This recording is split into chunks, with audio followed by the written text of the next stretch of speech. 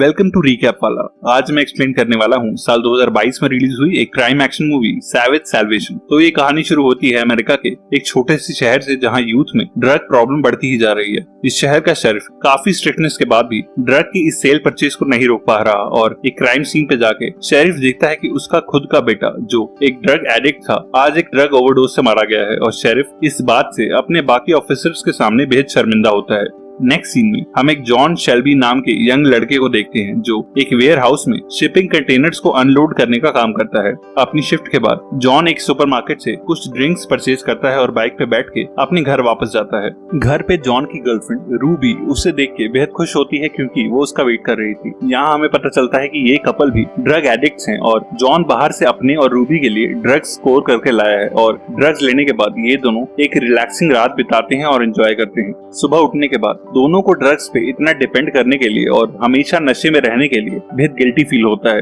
दोनों इस नशे की आदत को छोड़ने का सोचते हैं, पर जॉन कहता है कि हम पहले भी ट्राई कर चुके हैं, पर हम दोनों हर बार नशे के आगे हार जाते हैं। रूबी कहती है कि वो ड्रग्स के बिना एक नॉर्मल लाइफ बिताना चाहती है और जॉन से शादी करके एक फैमिली स्टार्ट करना चाहती है। और जॉन और वो एक दूसरे से प्रॉमिस करते हैं कि वो आज के बाद फिर कभी ड्रग्स नहीं लेंगे और एक हेल्दी लाइफ जिएंगे। दोनों सभी ड्रग्स के पाउचेस और नीडल्स फेंक देते हैं और अपना घर साफ करते हैं, पर इन ड्रग्स को छोड़ना इतना आसान नहीं होता और जल्द ही ड्रग्स ना लेने की वजह से उन दोनों को विड्रॉल सिम्टम्स आने लगते हैं, जैसे कि स्वेटिंग, एंजाइटी और वॉमिटिंग। पर वो दोनों अपनी डिसीजन पे टिके रहते हैं और विड्रॉल के बाद भी ड्रग्स नहीं लेते। इतने दिनों तक नशा ना करने की वजह से रूबी डिप्रेशन में जाने लगती है और वो गिव अप करके ड्रग्स खरीदने घर से बाहर जा रही होती है, जब जॉन उसे रोकता है और जबरदस्ती एक रूम में लॉक कर देता है। और कई हफ्तों की अनइमेजिनेबल सफरिंग के बाद दोनों ही ड्रग्स को पूरी तरह छोड़ के सोबर हो जाते हैं। रूबी सालों में पहली बार चर्च जाती है और जॉन उसके लिए एक स्टोर में जाके वेडिंग रिंग खरीदता है। उसी स्टोर के बाहर जॉन को एल्विस नाम का एक ड्रग डीलर मिलता है, जो उन्हें ड्रग्स बेचा करता था, और वो जॉन को एक नए आए ड्रग का सैंपल देता है। पर जॉन उसे वो वापस दे देता है और कहता है कि उनसे दूर रहे, क्योंकि वो और रूबी अब ड्रग्स छोड़ चुके हैं।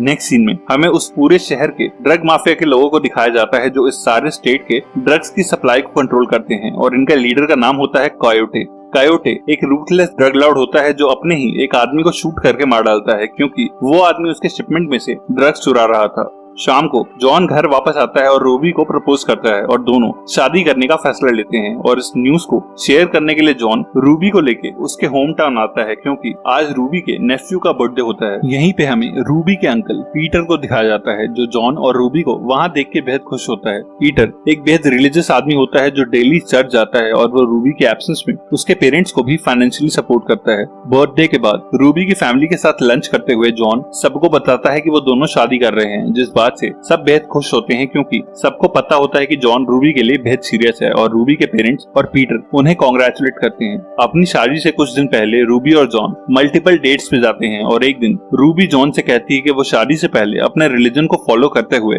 बैप्टाइज होना चाहती है, और जॉन उसकी ये विश सुन के खुश होता है। एक दिन जब जॉन अपना काम खत्म करके अपनी बाइक पे घर की तरफ निकलता है, तब उसे अपने घर के बाहर वही ड्रग डीलर एल्विस मिलता है। एल्विस जॉन को एक नया ड्रग दिखाता है और कहता है कि उसे और रूबी को ये बेहद पसंद आएगा। पर जॉन इस बात पे भड़क जाता है और एल्विस को कहता है कि वो अगर उसके घर के पास दोबारा नजर आया तो उसे जान से मार देगा, और एल्विस वहाँ से चला जाता है। वापस जाते हुए एल्विस को रास्ते में रूबी मिलती है, जो उससे पूछती है कि वो उनके घर क्यों आया था, जिसपे एल्विस कहता है कि जॉन ने उसे ड्रग्स खरीदने के लिए बुलाया था और वो अब भी छुप के कभी कभी उससे ड्रग्स खरीदता है। ये सुन के रूबी का दिल टूट जाता है, क्योंकि उसे जॉन पे बेहद भरोसा था और एल्विस उसे वो नया आया ड्रग फ्री में दे जाता है और कहता है कि उसे ये ड्रग एक बार ट्राई करना चाहिए। रूबी घर वापस आती है और एल्विस ये ड्रग्स के बारे में कोई बात नहीं करती, पर जॉन को वो बेहद डिस्टर्ब लगती है और उसे लगता है कि रूबी कल सुबह होने वाली अपनी बैप्टाइज सेरेमनी के लिए नर्वस है। सुबह जल्दी उठ के वो देखता है कि रूबी कल रात को सोने ही नहीं आई, और वो बाहर आके देखता है कि रूबी बैल्कनी में ही ड्रग की ओवरडोज से मर चुकी है। और उसकी डेड बॉडी को हक करके जॉन बेहद रोता है, क्योंकि उसे कभी नहीं लगा था कि रूबी दोबारा कभी ड्रग्स को टच करेगी। जॉन रूबी से शादी नहीं कर पाता, पर उसकी बैप्टाइज होने की विश पूरी करने के लिए जॉन रूबी की बॉडी को दफनाने से पहले बैप्टाइज कराने ले जाता है। रूबी के बैप्टिज्म के बाद चर्च का पास्टर जॉन को भी बैप्टाइज होने के लिए कहता है, पर जॉन उसे मना कर देता है और कहता है कि अभी उसे कुछ पाप करने हैं, जिन्हें करने के बाद ही वो बैप्टाइज होगा। और जॉन वहाँ से घर आता है और अपने पुराने सामान में कोई हथियार ढूंढने लगता है, जहाँ उसके मेडल्स देख के हमें हमें पता चलता है कि जॉन यूएस आर्मी में सर्व कर चुका है। जॉन ने अपनी सारी गन्स अपने ड्रग एडिक्शन के टाइम पे पैसों के लिए बेच दी होती हैं, इसलिए वो हार्डवेयर के सामान में से एक नेल गन निकाल लेता है और एल्विस और हर उस इंसान को मारने की कसम खाता है जो ड्रग बिजनेस करके लोगों की लाइफ खराब कर रहे हैं, और वो उस नेल गन के साथ अपनी बाइक लेके वहां से अपने रिवेंज मिशन पे निकल पड़ता है। शेरिफ को भी अब तक रूबी की ओवरडोज से हुई मौत का पता चल चुका होता है और वो श्योर होता है कि रूबी के मरने के बाद अब जॉन कोई गलत स्टेप ले सकता है, पर शेरिफ देखता है कि जॉन रूबी की फ्यूनरल पे नहीं आया है और वो उसके घर जाके देखता है कि जॉन अपने घर को बिना लॉक करे ही कहीं चला गया है। जॉन रात को एल्विस के घर जाता है और एल्विस का डोर नॉक करता है और एल्विस के देखते ही वो उसकी एक आंख में नेल गन से नेल पंच कर देता है और एल्विस दर्द से जमीन पे गिर जाता है, जिसके बाद जॉन एल्विस की वाइफ और बच्चों को उसके घर से बाहर जाने को कहता है। उसकी वाइफ के चले जाने के बाद जॉन एल्विस से पूछता है कि उसने रूबी को ड्रग्स क्यों दिए जब वो इस एडिक्शन की लाइफ को छोड़ चुकी थी, जिसपे वो कहता है कि उन्हें हर महीने ड्रग्स बेचने के लिए सेल्स टारगेट मिलते हैं और इस महीने वो अपना टारगेट पूरा नहीं कर पा रहा था, इसलिए उसने रूबी को ड्रग्स दे दिए ताकि रूबी एक एडिक्ट बन के फिर से पहले की तरह उसकी कस्टमर बन जाए। और जॉन ये सुन के उसके हाथों में भी नेल पंच कर देता है। जॉन पूछता है कि एल्विस को ये ड्रग्स और सेल्स टारगेट्स कौन देता है, पर एल्विस अपने बॉस का नाम नहीं बताता और जॉन उसे नेल गन से और बुरी तरह टॉर्चर करता है, जिसपे वो उसे अपने बॉस डेरियस का नाम बता देता है और वो नाम पता करके जॉन एल्विस को मार डालता है और उसे मार के वो उसके घर पड़ी कुछ गन्स भी उठा लेता है और बाहर खड़े एल्विस के बीवी और बच्चों को ओवरलुक करता हुआ जॉन वहां से चला जाता है।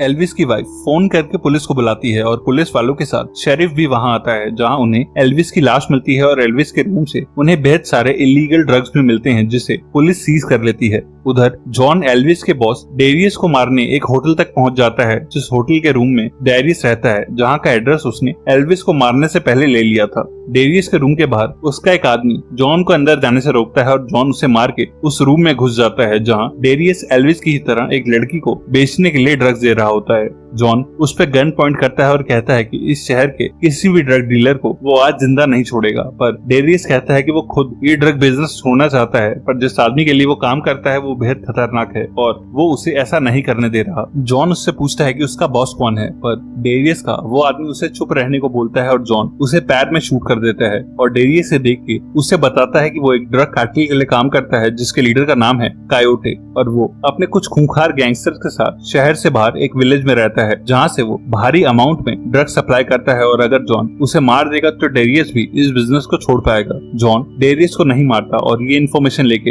होटल से बाहर आ जाता है। शेरिफ को भी होटल में हुई इस शूटिंग की खबर मिलती है और वो होटल के बाहर पहुंचता है, जहां जॉन के हाथों शूट करा हुआ वो डेरियस का आदमी एम्बुलेंस में लेटा होता है। शेरिफ उससे पूछता है कि वो आदमी कौन है और कहाँ मिलेगा जिसने उसे गोली मारी है, पर वो कुछ नहीं कहता, जिसपे शेरिफ उसके जख्म को पुश करने लगता है। वो आदमी दर्द से चिल्लाने लगता है और चुप नहीं रह पाता और वो शेरिफ को बता देता है कि जॉन कार्टेल के बॉस कायोटे के पीछे शहर के बॉर्डर पे बसे एक गांव में जाने वाला है। उधर जॉन अपनी बाइक से कायोटे के हेडक्वार्टर तक पहुंच जाता है और वो वहां से कुछ देर पहले रुक के उस जगह को ऑब्जर्व करता है और कायोटे को एक आदमी को शूट करते हुए भी देखता है। जॉन वहां मौजूद सारे आदमियों को काउंट करता है और वो देखता है कि कुछ आदमी एक वैन को ड्रग से भर रहे हैं। वो वैन शहर में ड्रग सप्लाई करने जा रही होती है और जॉन उस वैन को रास्ते में ही रोक लेता है और उसके ड्राइवर को शूट करके मार डालता है, जिसके बाद वो उस वैन में 2 हैंड ग्रेनेड फेंकता है और उस वैन को उड़ा देता है और वो सारे ड्रग्स जल जाते हैं। जॉन वापस आता है और बिना आवाज करे पीछे के रास्ते से अब कायोटे के हेडक्वार्टर में घुस जाता है। वो सबसे पहले बाहर खड़े 2 गार्ड्स को शूट कर देता है और उस बिल्डिंग से बाहर आते एक और कार्टेल मेंबर को मार डालता है।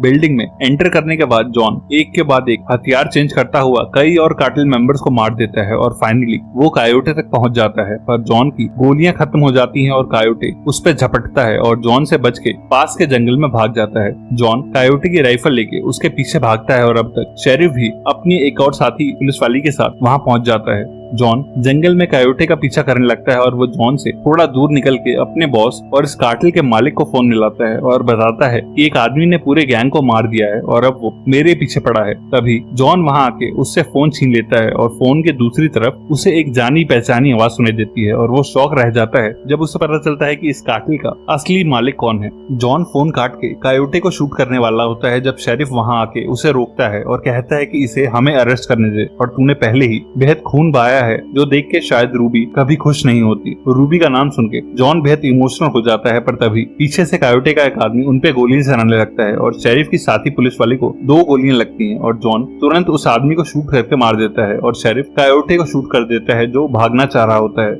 जॉन शेरिफ की हेल्प करने लगता है और वो दोनों उस इंजर्ड पुलिस वाली को जंगल से बाहर जाने वाली रोड तक ले आते हैं, जहां से गुजर रहा एक आदमी उन्हें अपने ट्रक में शहर के लिए लिफ्ट देता है। जॉन शेरिफ को अपनी कलीग के साथ हॉस्पिटल भेज देता है और खुद वहीं रुक जाता है क्योंकि अब उसे इस सारे ड्रग बिजनेस के मास्टरमाइंड से मिलना होता है। ये मास्टरमाइंड और कार्टेल बॉस कोई और नहीं बल्कि रूबी का अंकल पीटर होता है और जॉन उससे मिलके बेहद शॉक होता है क्योंकि वो एक रिस्पेक्टेड और रिलीजियस आदमी होता है। पीटर बिल्कुल पैनिक नहीं करता और जॉन से कहता है कि इस बिजनेस से आए पैसों से ही वो अपनी और रूबी की फैमिली को सपोर्ट करता है और उसे इस काम से कोई इशू नहीं है। जॉन पीटर को अपने ही ड्रग्स इंजेक्ट करने को कहता है, पर पीटर कहता है कि वो कोई एडिक्ट नहीं है और जॉन उसे फोर्स करता है और कहता है कि अगर पीटर ने ड्रग्स नहीं लिए तो जॉन उसे टॉर्चर करके जबरदस्ती ड्रग्स देगा। पीटर बात करते करते सीक्रेटली जॉन को शूट करता है और जॉन को शोल्डर में गोली लगती है और वो दोनों लड़ने लगते हैं। जॉन एक ड्रग से भरा इंजेक्शन पीटर को लगा देता है ताकि पीटर भी वो फेस करे जो रूबी ने किया था और पीटर जिसने आज तक कभी ड्रग्स नहीं लिए होते अपने ही प्रोडक्ट की ओवरडोज से मर जाता है। पीटर को मार के जॉन चर्च के पैस्टर के पास आता है और कहता है कि अब वो बैप्टाइज होने को तैयार है क्योंकि इसके बाद वो कोई गलत काम नहीं करने वाला और पैस्टर उसे उसी नदी में बैप्टाइज करता है जहाँ रूबी बैप्टाइज हुई थी और रूबी को याद करते हुए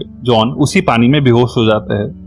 अगर आपको ये वीडियो पसंद आई हो तो प्लीज इस चैनल को सब्सक्राइब जरूर कीजिएगा और आपका कोई फीडबैक या क्रिटिक हो तो प्लीज मुझे कमेंट सेक्शन में बताइएगा। तब तक के लिए stay safe and bye bye.